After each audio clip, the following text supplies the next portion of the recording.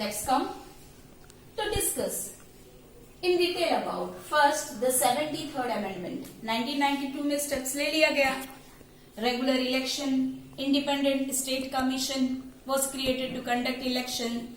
Seats were reserved for the scheduled caste, scheduled tribe, OBC, as well as the seats were reserved for women. State government has to share power and revenue with the local government bodies. Now come, in short we will see about 73rd amendment, that is for the rural local government, which is called as Panchayati Raj institution. This Panchayati Raj institution is a three-tier, three-level government. ये जो पंचायती राज है, let's start from base. नीचे से चलते हैं देखने के लिए. Base, first point, consists of Gram Panchayat. Gram Panchayat, it covers a village or a group of village. Now after Gram Panchayat, the second level, we will go from base to apex. नीचे से ऊपर जाएंगे बेटा. सबसे नीचे के level पे ग्राम पंचायत होता है, which covers a village or a group of village. Now middle level, intermediary level.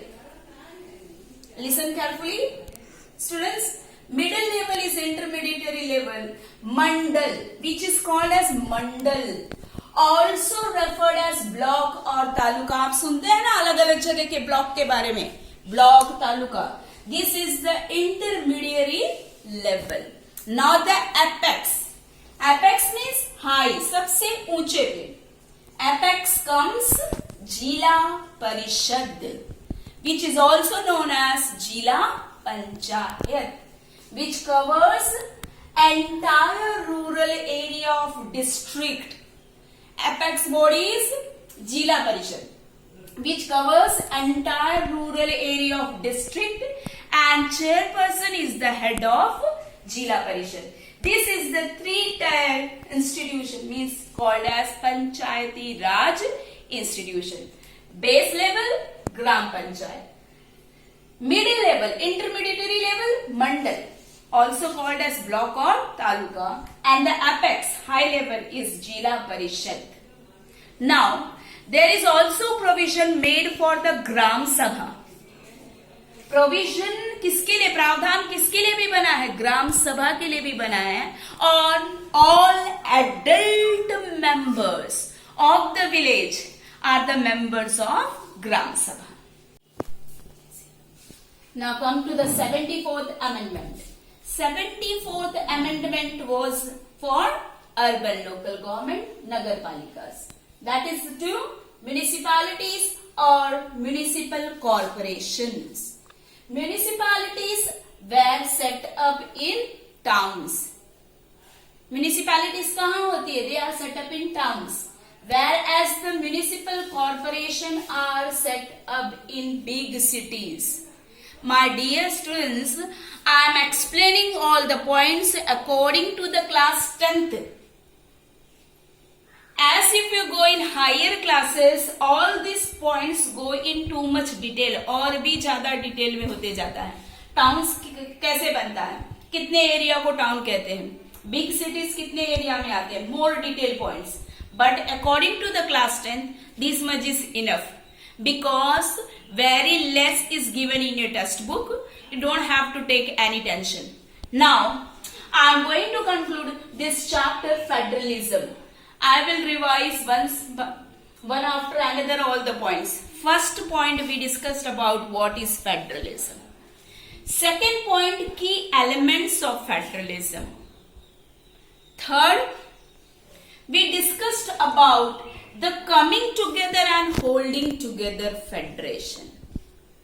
Fourth, we have gone to see the division of power. Division of power between the central government and the state government. There are three lists: union list, state list, and concurrent list. When I was explaining you all about the division of power, my dear students, I explained according to your textbook. What is given in your textbook, even if you write all data in your exam, no problem, class 10. In division of power, I have mentioned the old data. Now the current data once more let me tell you. But I told my dear students, you have to take no tensions.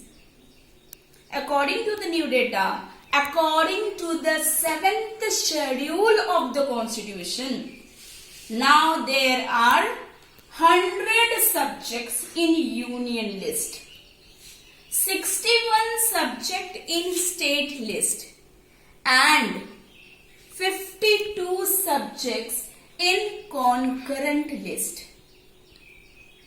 Don't take any tension. I said, kids, if you'll write your own answer, which is explained prior, पहले जो बताया गया, कोई problem नहीं होगा आपको. Next, we discussed about how is federalism practiced in India.